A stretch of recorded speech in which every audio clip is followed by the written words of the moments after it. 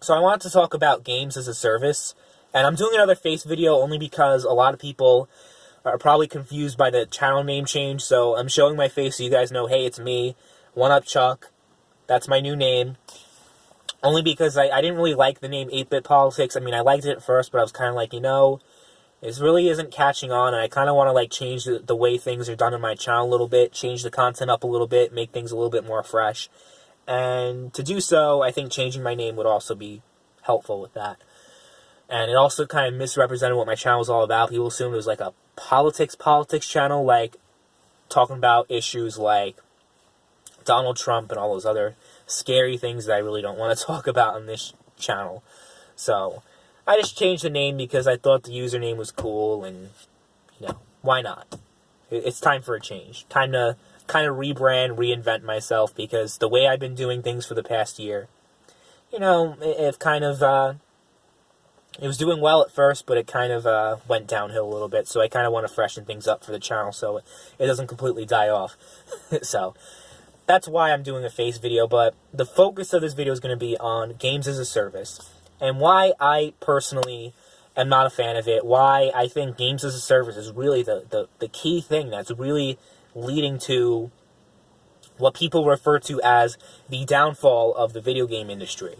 Video games as a whole is just not being as fun as they used to. Remember back in the day, like the 360, or even back further, the PS2, or if you're really old, the PlayStation 1, N64, and if you're ancient, the Super Nintendo, and if you're pretty much, like, close to being dead, you're so old, you remember the days of the Atari 2600, and maybe the NES.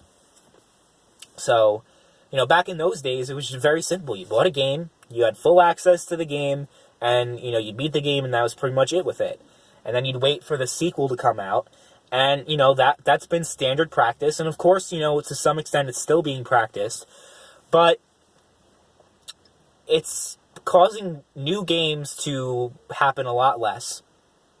And, people cite it as, well, games are very expensive, and these developers / publishers need to figure out a way to, be able to continue to deliver content, but not so much that they have to spend ridiculous amounts of money. Like, for example, 10 years ago, if Rainbow Six Siege came out 10 years ago, we would have had probably 2 sequels by now, right? Like, we would have had Rainbow Six Siege coming out. Let's say if Rainbow Six Siege came out in, like, instead of 2015, let's just say, for example, it came out in 2005. You would have had, by the time 2009 came out, you would have had 2 more sequels, because that's the way they monetized the game. I mean, you didn't have microtransactions in first-person shooters back then. You didn't have anything like that. It was just simply, you buy the game, and that's really how they made the money, is through sales. And online games really struggled with that, because they didn't want to charge a subscription, because no one would want to play it, because if every game had a subscription, people wouldn't be able to afford gaming. So, at first they figured out, okay, people would buy DLC packs, map packs, and all that kind of stuff. That's how we continue to monetize the game.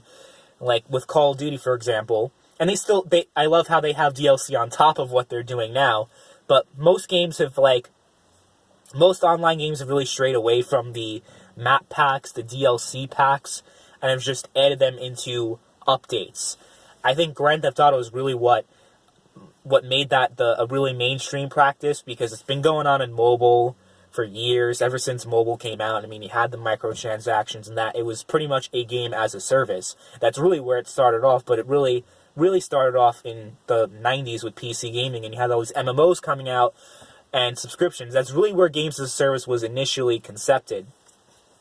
But now these days, it's everywhere you go. Even single-player only games like Shadow of War, right? That's what it's called, Shadow of War, where you have all these microtransactions and you have all this stuff going on.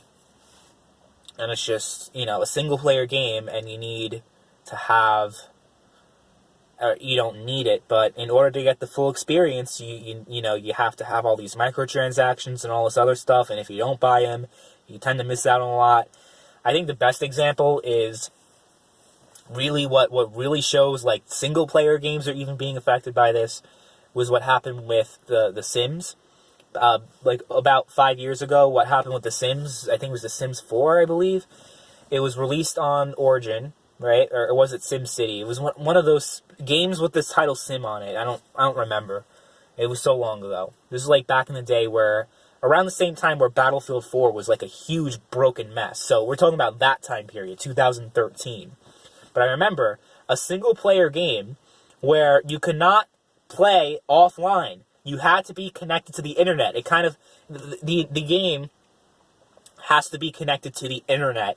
And it's kind of like an online service, even though, you don't really want to be involved with the internet. But no, all the games by default are now a service and has some kind of online integration with it. These days you cannot escape the internet if you're a gamer. You just can't. And it's kind of sad because, I mean, one aspect, it's like, okay, yeah, you're going to end up spending hundreds and hundreds and hundreds of dollars to get the complete experience, let's be honest. How many people actually unlock all the weapons in these games without spending a cent on the microtransactions? Very few. Because it requires either a lot of money or a lot of time. And for a lot of people, time is money, so they decide to put the money into it and get all these items. It just plays into psychology of, like, of having all these weapons. You feel accomplished even though you didn't actually earn them, and it's this whole thing. You know what I mean? Like, it's just, these corporations are definitely playing into our human psychology of, gambling, all these other things. That's why the loot boxes are out. That's why they exist. And thankfully, you have a lot of countries out there who are saying, loot boxes are not cool. And let's see if the United States follows suit one day. Fingers crossed. But I think the biggest problem I have with this games as a service model has, a lot less to do with, yes, of course, things are just cost way too much these days. It was simply you bought the game and you had access to everything. And now it's not really like that anymore. And I was even okay with, like, DLC expansions that actually expanded upon the game. Like, for example, Bad Company 2 Vietnam. I was happy to fork over $15 for what felt like a new experience in a new game. But, eventually they went overboard with the DLCs, having DLC that was actually on the disc, and then taking it out and then selling it sometimes day one. This is DLC, and the day the game came out, so you can't even make the excuse, well, it's just extra content, and they developed it after the game came out. We're talking about Mass Effect 3 here. Like, that's the biggest thing I could think of. But now, they just incorporate these all into updates, and it's considered a service. Well, you don't have to actually put money into it, but you really do if you actually want to actually experience the new update, like with Grand Theft Auto. If you don't put real money into the game, how long is it going to take you to get all these items? By the time you have 3 more updates after that, you know what I'm saying? So it's just a never-ending grind fest, and they're counting on you just eventually giving in and just saying, you know what, I'm just sick of the grind, I just want to get the new content, I'm going to buy a shark card, I'm going to buy this, I'm going to buy that. And so much money is pouring in because you have so many fools that are giving these jackasses money. But then again, who's the jackass? Probably the people who are buying these stupid packs. And then they complain on the internet that things, that oh, this game isn't good, or, games aren't as good as they used to be. And then, meanwhile, they're typing in their credit card information and giving, buying microtransactions. You know what I'm saying? It's just completely ridiculous. And YouTubers are obviously not good role models either. They say, oh, well, we buy microtransactions. You have these big YouTubers who buy all the microtransactions, and they do live streams with loot boxes, and it really influences children.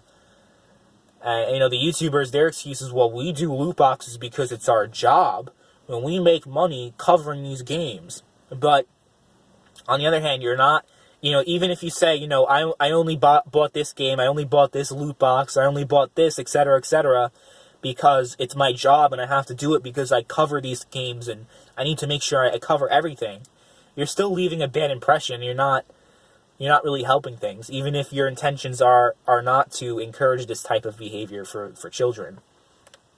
But that's what happens with that. And then it also leads to this thing where people are putting so much money into these loot boxes, and that's the biggest problem I really have with this games as a service model.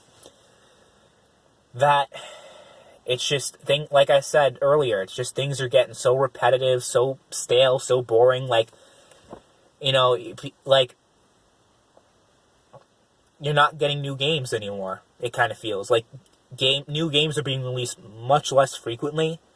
Like Ubisoft said, hey, we're releasing fewer games from now on. Like, we're not going to be releasing yearly releases anymore. And that has to do with it. They're making so much damn money on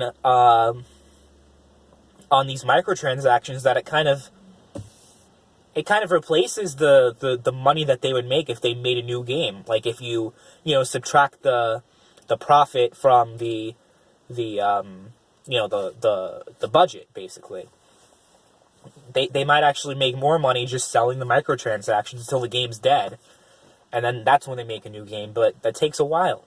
Like, when it's completely dead, that they're not making any money, like Grand Theft Auto 5. Doesn't have nearly as many players as it did back in 2013, 2014, but it's still making so much money that they haven't even started Grand Theft Auto 6. And that's another thing, like, I want new experiences. I don't want the same experience rehashed. We used to complain, Call of Duty is the same game every year, they're just rehashing things, but now it just seems like, oh yeah, instead of actually making new games, because at least the new Call of Duty games, even if they felt familiar, they were still new games. You know, you had different maps, you had all these different things, and it was a somewhat different experience, but now, they just keep on building on the same game. You get these updates, and people are like, well, I like having longevity in my games. I like, not having to pick up a new game for like 2-3 years, like Rainbow Six Siege, and it's going on to 4 years now. Well, I don't. Because I'm the type of person that, no matter how amazing a game is, I eventually get bored and move on to something else. I cannot stay on the same damn game. I don't know how these YouTubers do it. Like these Minecraft YouTubers that were playing Minecraft for like 5 years until they finally gave it up. I don't know how the hell they did it. Because I just, I play a game and I could be into it for a month or even a few months, but after that, I just want to move on to something else. I don't think a few months of entertainment for $60 is a bad value. People complain about, oh no, I beat the game and I was playing the online multiplayer and there's no updates and there's just nothing left to do. But if you kind of compare all the other forms of entertainment, video games are a good value.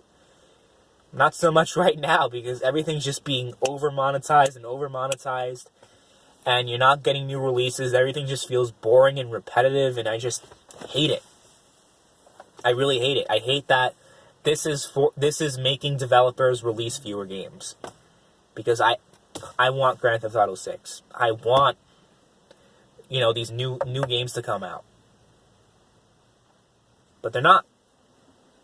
Because they're just making so much damn money to do that. I mean, how much does video game development cost? Especially for a game like, a AAA game like Grand Theft Auto. Quite a lot.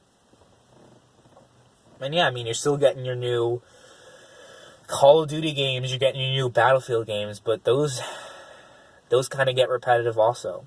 I don't mind waiting 5 years for a game, but then, waiting 10 years for a game is kind of too much for me. Like, if the game's done right, I don't mind waiting 5+ years like you did between Grand Theft Auto 4 and Grand Theft Auto 5. But this was just ridiculous. Or it took 8 years to get Red Dead Redemption 2, which I think was kind of a little bit long, but definitely worth the wait. But now, these days, like, wait times are even longer because making new games just doesn't pay anymore in this new economy.